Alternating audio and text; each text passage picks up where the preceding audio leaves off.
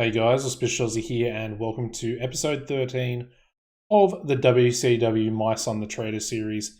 Today's episode, we're actually going to try and sign someone. I've been looking through here. I've essentially filtered everybody that has over 35 popularity in the United States. And we've got some good workers in here. A lot of the guys you'll be pretty familiar with. Dusty Rhodes is someone we could bring in. Of course, we've got his son, Dustin Rhodes, at the moment. You've obviously got guys like Goldberg, Hulk Hogan, who are still doing their Warner contracts, which is the legal reasons down the bottom here. One that's actually coming up very soon is Jeff Jarrett. He sort of falls into the worker that I would actually like to sign. Still relatively young, only 34, very over, 65 popularity across all of America. Very, very talented as well. Very good on the mic. Pretty much exactly what we need here at WCW if we are going to try and compete with the WWF.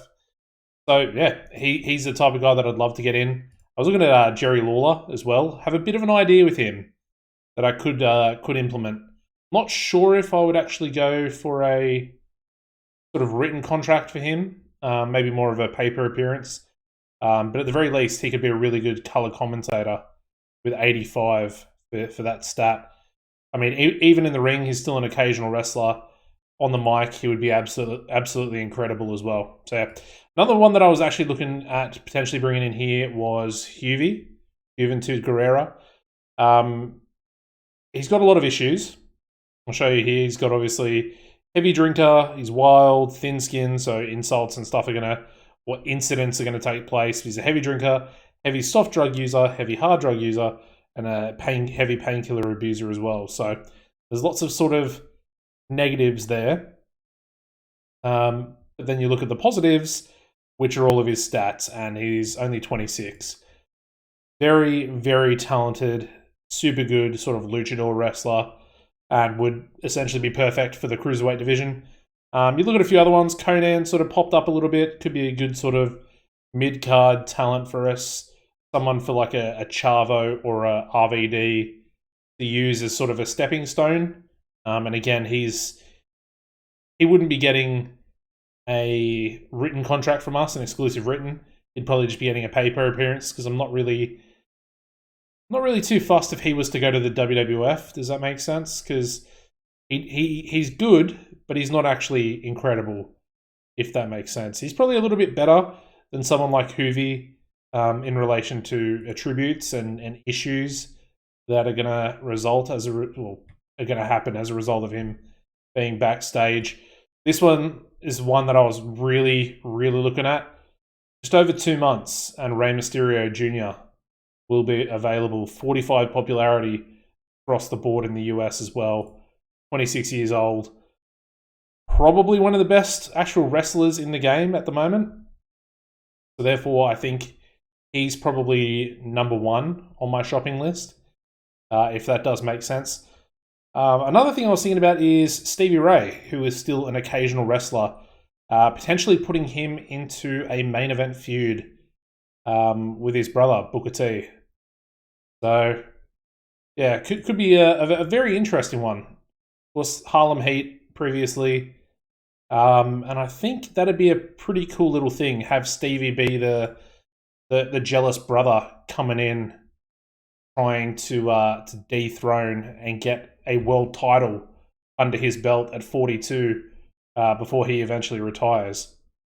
Could be a cool little sort of idea. I like it.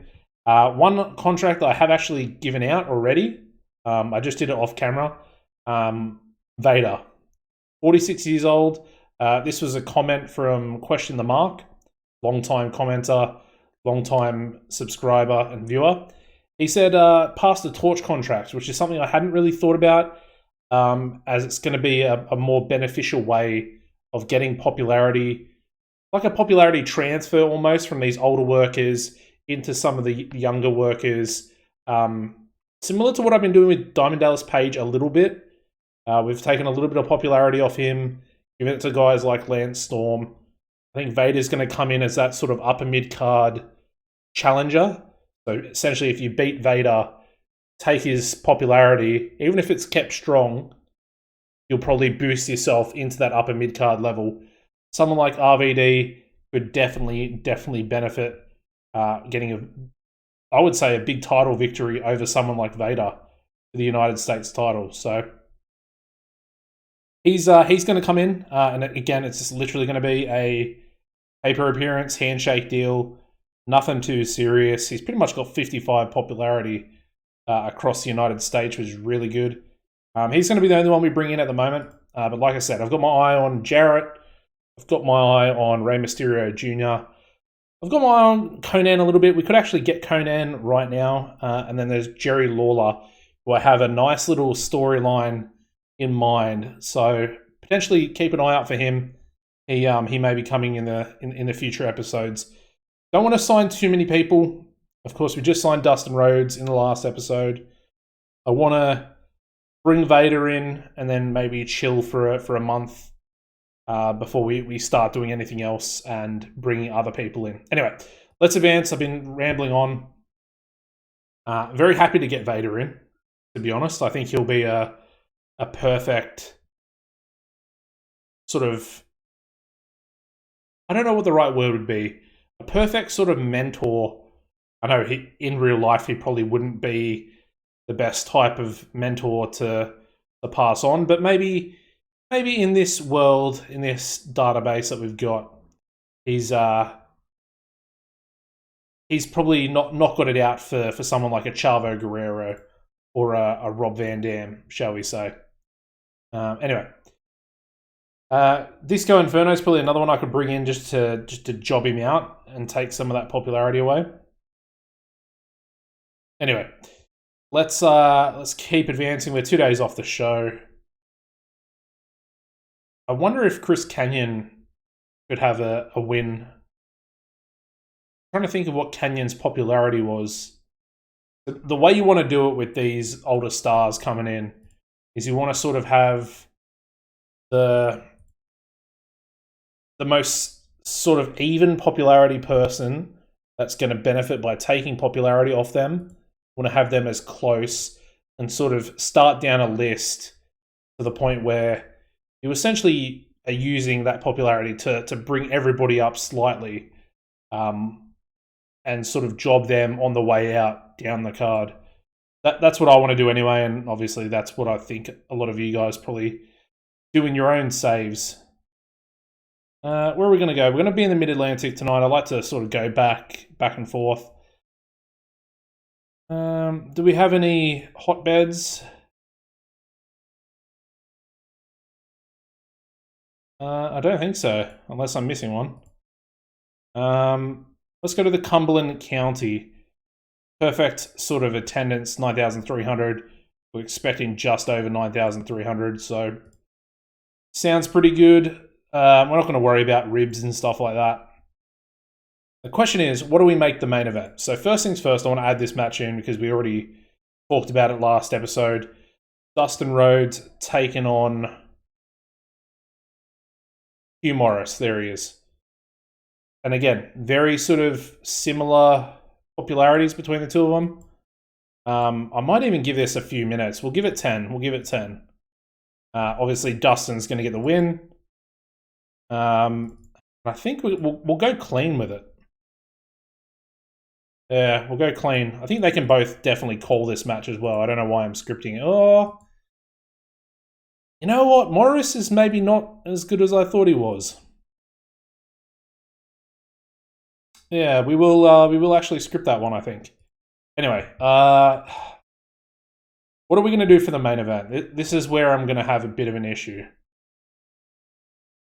So I think on one half of the team, we're going to have Rob Van Dam and Diamond Dallas Page. And then on the other side, we're going to have Kanyon, who's got 58 popularity, which is essentially already higher than someone like Vader. So I don't think he would actually benefit by versing Vader and winning against Vader. And we can go those two, but do we go someone like Sean Stasiak, who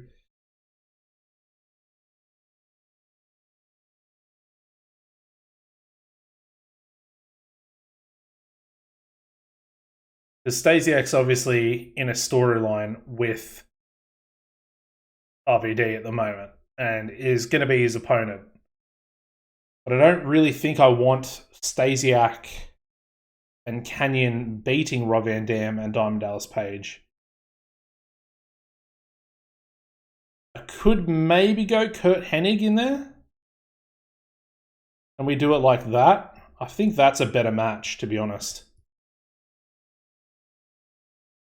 I'm going to give Canyon the victory. The loser's going to be RVD. It'll all make sense once I explain it to you during the match. It's going to be tainted. I feel like I should probably keep DDP strong, but I'm going to see if I don't need to. And I don't.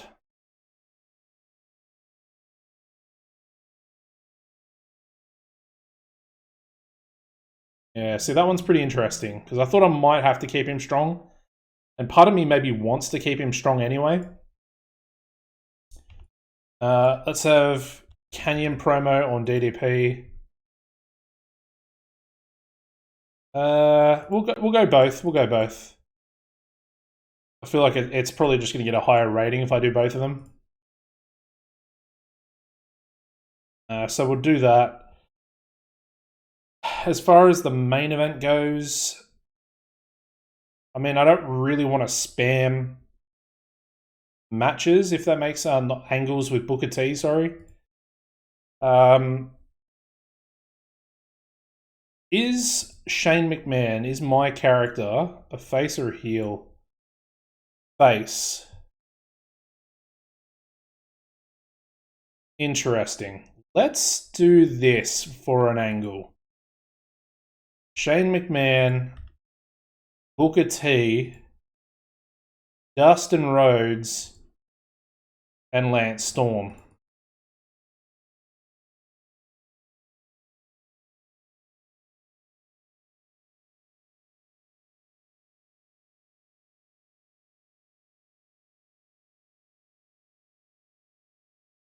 That's going to be our closing angle. And that's going to set up a match for the next Nitro for the Go Home show. I like that. I like that a lot. The Go Home show blends together two storylines, really good talent in that match as well. I know it's a tag team match player, but at this point we've got to channel our inner Teddy Long and use the tag team matches where we can.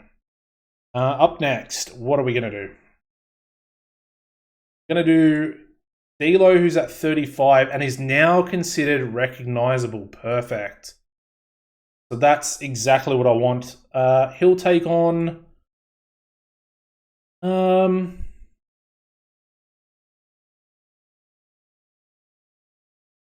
let's go Hayashi. Or maybe Shannon Moore. We'll go Shannon Moore.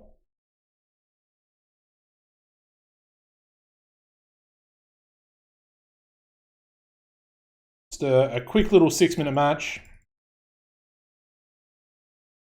And we'll have an angle with Lowdown there as well.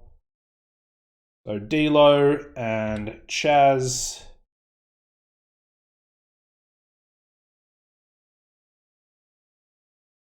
Perfect. Give that one to Dave Taylor. Probably want Dustin to have an angle onto Hugh Morris as well, with maybe Shane off camera.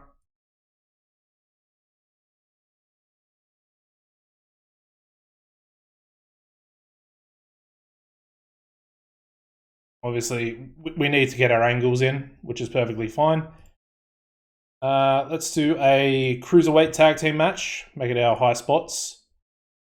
Let's do the face team of American Dragon and Shane Helms taking on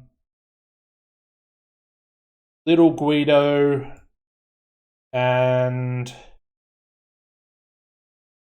Jamie Noble. Sounds good. We'll give it 8 minutes for that one. Give Dragon the win. The loser can be Jamie. We'll go high spots as well. Cool. I actually like that match quite a lot. And we will make it high spots as well. We already did that, so that's perfect. Yep, that works out. I think, is Guido good? Yeah, Guido should be good at high spots. Yeah. Alright. I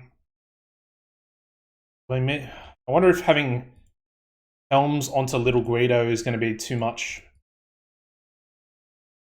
sort of screen time for them. I think it probably might be.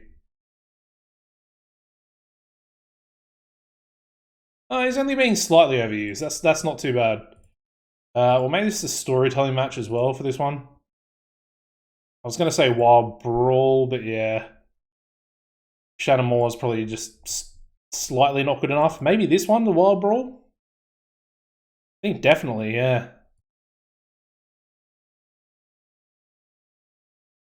Yeah, that works out really well. So Wild Brawl for Dustin versus Hugh Morris. Alright, what else have we got? What other storylines? Chavo needs to get on the card somewhere. And we need maybe Billy Kidman on the card somewhere.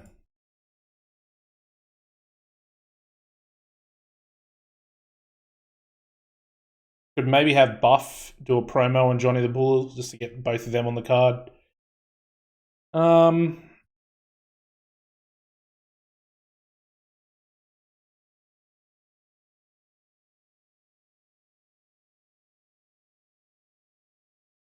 Let's give Sean O'Hare a match. So Sean O'Hare can take on, I guess, Kiwi. He's got a bit of popularity. I should probably take... He's actually pretty good. Alan Funk. He's not as terrible as you might think a guy named Kiwi actually is. And he looks a lot better there than he does in his second photo here. So part of me thinks maybe I should have pushed him a little bit harder. Let's go for maybe Sanders. Yeah, we'll go Sanders.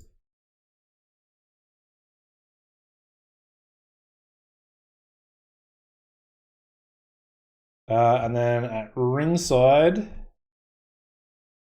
we're going to have Chuck. And then a botched interference on Sanders by Chavo.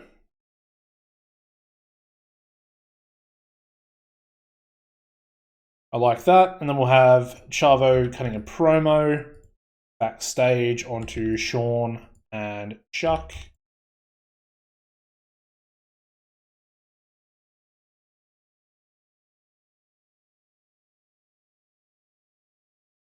That's just going to be a backstage promo before the Sean O'Hare match. What else? Alright,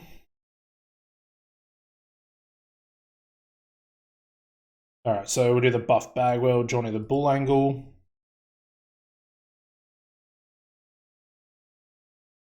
I think we'll just rock a double entertainment angle for the both of them. Literally, it just gets them on the card. They don't really have to do anything. Then we're going to have a Lance Storm, Kevin Steen match against Gold Bond Mafia. Give Steen the victory there.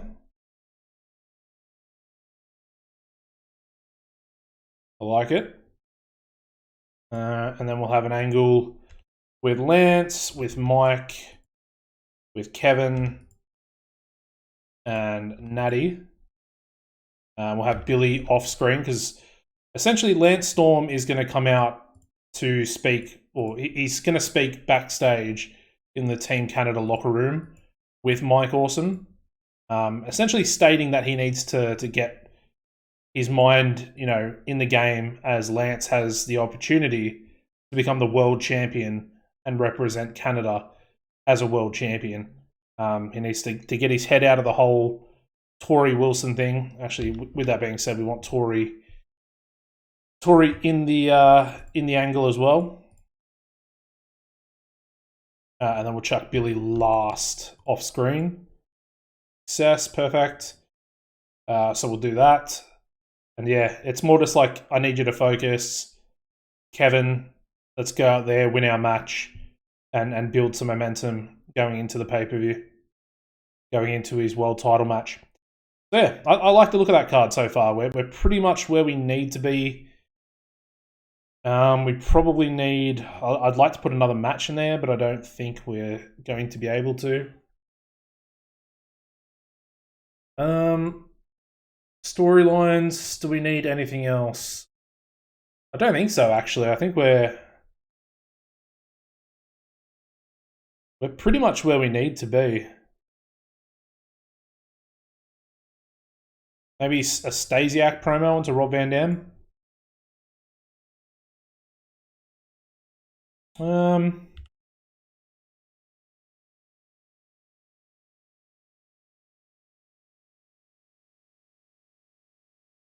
Yeah, nice and easy.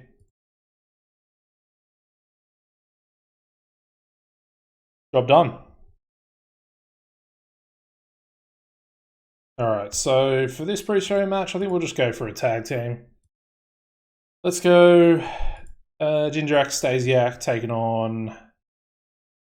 Yeah, we can go Anguish. Well, I probably want Anguish to keep their momentum going. So maybe we'll just go Jet and Lash. And they're both guys I'm not really too concerned about. And we'll give Stasiak the win. Continue his hopefully continue his momentum. I know he's got the promo to kick the show off, but I think that should be a good little pre-show match for them. And then we'll go another tag team. We'll have Anguish taking on the Jablonski boys.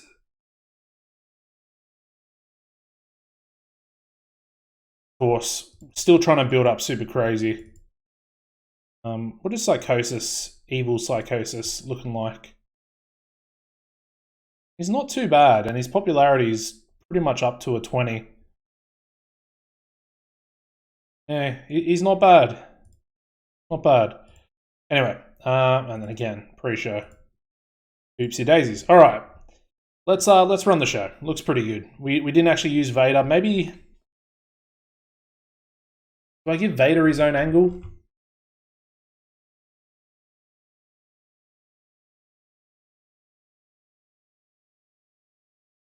Or do we have Vader just debut at the pay-per-view? That could be better. That could be better. All right. Anyway, we'll do that. We'll do that. Alrighty. So we kick the pre-show off here. It's a bit of a lower attendance than I was expecting. It's yeah, it's about 1,000, nearly 1,000 people less. Anyway, we get a 48 rating here for the first pre-show tag team match. Anguish defeating the Jablonski boys in 12:30.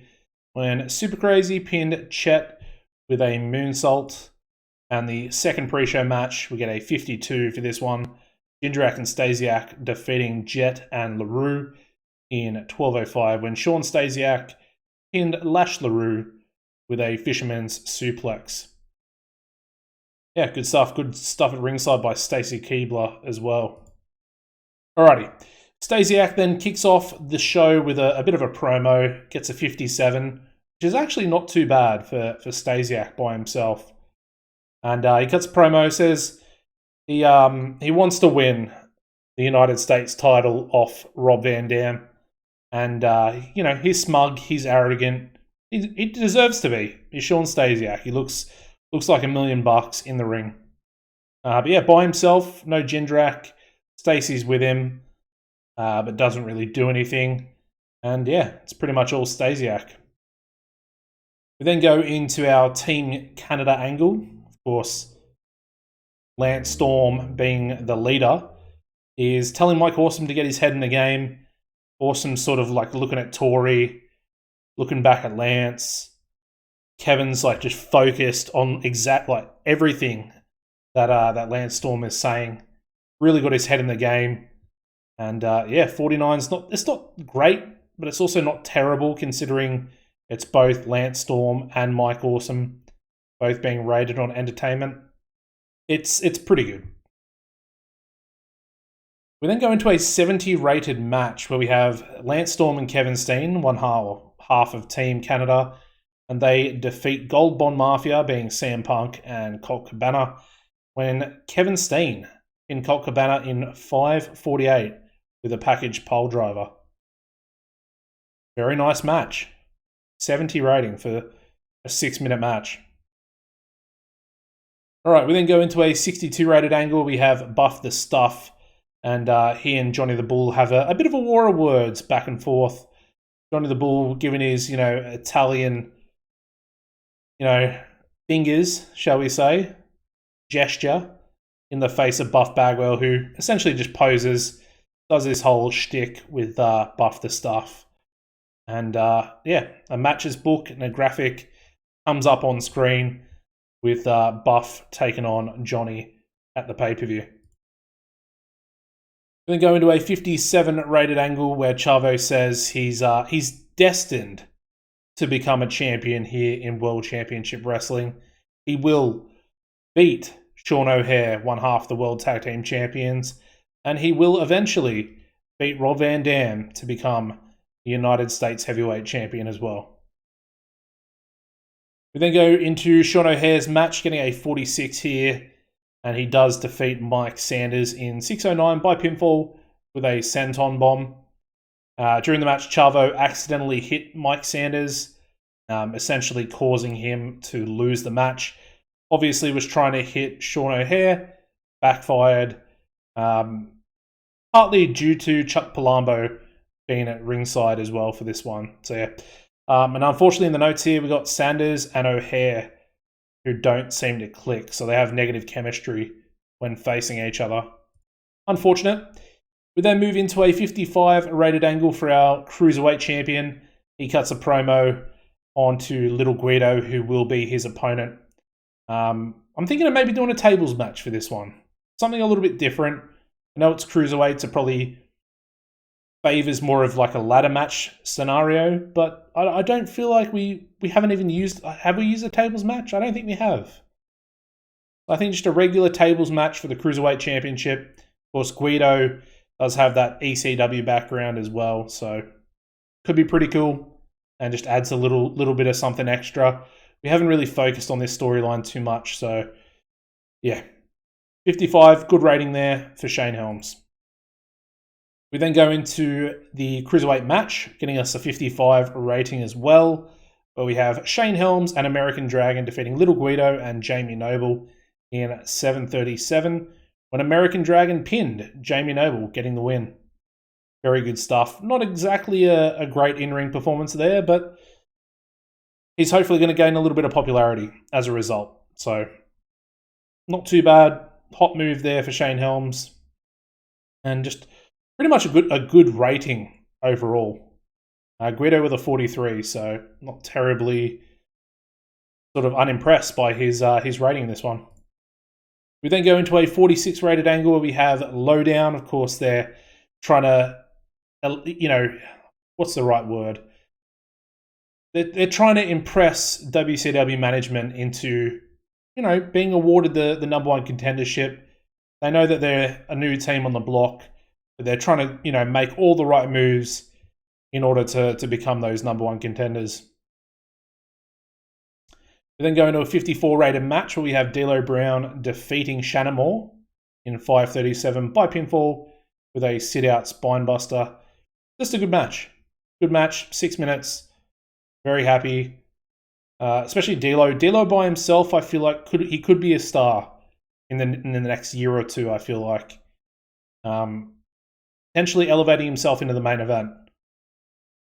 Alright, we then go into a 58 rated angle here. Dustin Rhodes about to make his in-ring debut here in WCW.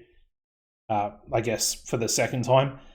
But yeah, he's going to be taking on Hugh Morris. Him and Morris have a bit of a war of words. And of course, Dustin saying that he wants Shane McMahon after he beats Hugh Morris here tonight. He wants Shane McMahon. He wants the boss of the company in the ring at the pay-per-view. Their match together, it's a 10-minute match, getting a 65. I like it. It's a lot higher than both of their in-ring performances, so it does look pretty good. We have Dustin Rhodes defeating Hugh Morris in 10-20 by pinfall with a lifting reverse DDT and a good debut in-ring victory there for Dustin Rhodes, the American Nightmare. All right, we then go into a 70 rated angle where we have Kanyon and Diamond Dallas Page. Again, these two will be our sort of semi-main event. I think it's going to be a great match between the two of them. Kanyon enjoyed having the freedom to go off script. Apparently we needed better color commentary for this segment as well. But yeah, gains heat and does exactly what we need to do for the new school versus old school storyline. So I'm very happy with this.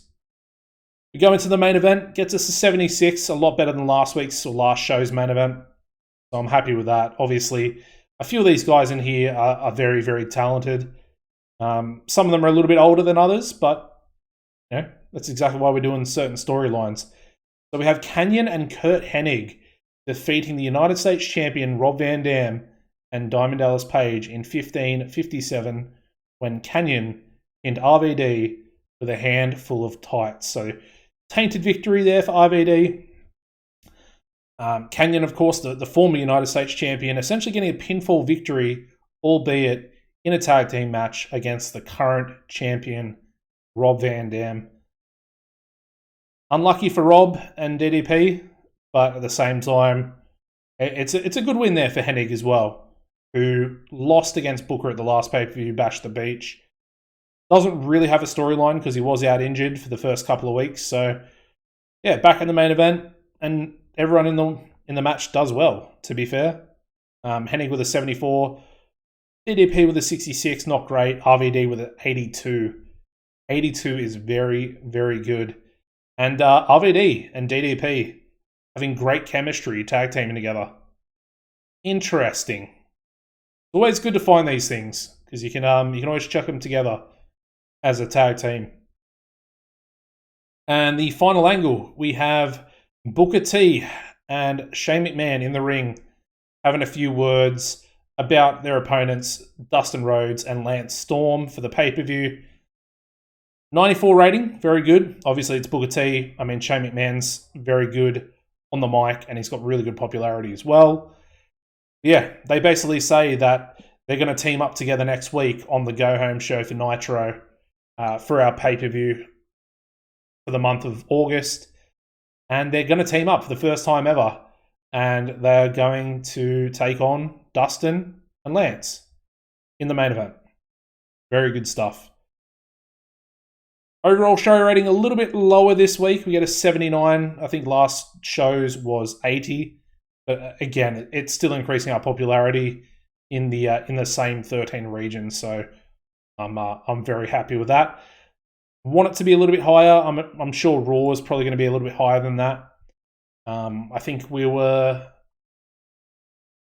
Raw get an 83? I think for the last show.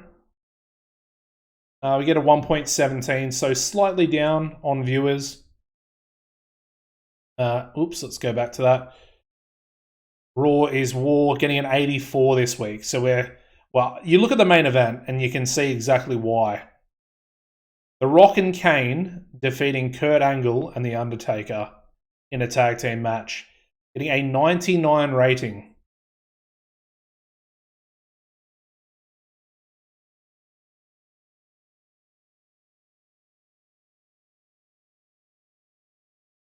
It's insane. I don't see how we can beat that, to be honest. And you have matches like Chris Benoit defeating Dean Malenko, two-man power trip, defeating the Dudley Boys for the WWF World Tag Team titles. I don't know what to say. I don't know how we're going to beat that at the moment. Anyway, size, still pretty much the same. 70s across the board, 76 for Mid-Atlantic and the Southeast. Canada's going up though. We're up to 45s in some of the regions, 44 in a couple of the other ones, being Manitoba, British Columbia. Is Mexico on a steady increase? No, Mexico's dropped. Ooh, that's bad. Mexico has dropped a point. So is British Isles, so is Japan. I'm assuming Europe as well. Why are we so over in Central Europe? Is that because of Germany and stuff like that? I feel like it might be. We've actually increased in Oceania. So Australia, New Zealand, we've actually gone up a couple of points with our Foxtel deal, which was the big pay-per-view main event carrier back in the day, way back in the day when I was a kid. Anyways, that is going to wrap the episode up, guys. Make sure you drop a like, show your support for the series and for the progress we're starting to make. I think we're well on our way to doing some good stuff here. We're looking at making signings as well. I don't want to go too crazy with signings because in my head, I feel like I've got Rob Van Dam, I've got Canyon, who's pretty much a main eventer more or less at this point. I've got Chavo, who I want to make a main event level talent. And then we got Dustin Rhodes, who's just come in.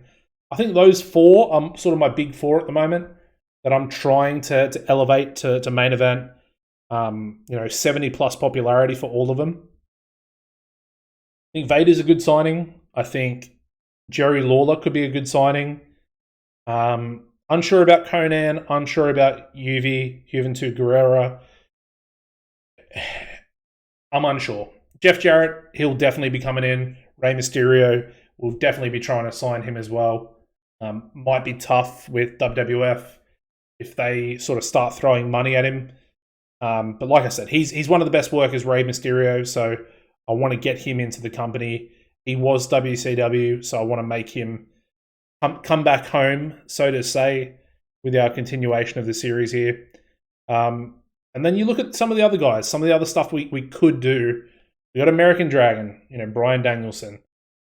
We've got AJ Styles, who's former WCW as well. I'd like to push him in the sort of distant future. We got Punk, we got John Cena, we got these big guys that potentially, I didn't even know, but John Cena actually had a dark match in WCW as the prototype. I didn't even know that until the other day, but there you go. Anyway, that's going to be it for the episode. Subscribe to the channel as well if you haven't done so already, guys. I think there's only about 60% of you guys, or I guess 40% of you guys have subscribed. The other 60 have not. Subscribe, hit the notification bells. You'll be notified when these episodes drop in the future. Helps you guys out, helps me out, because I don't have to worry about these episodes going out to your sub boxes and stuff like that. So yeah, make sure you do that. Apart from that, see you next episode. As always, take it easy and goodbye.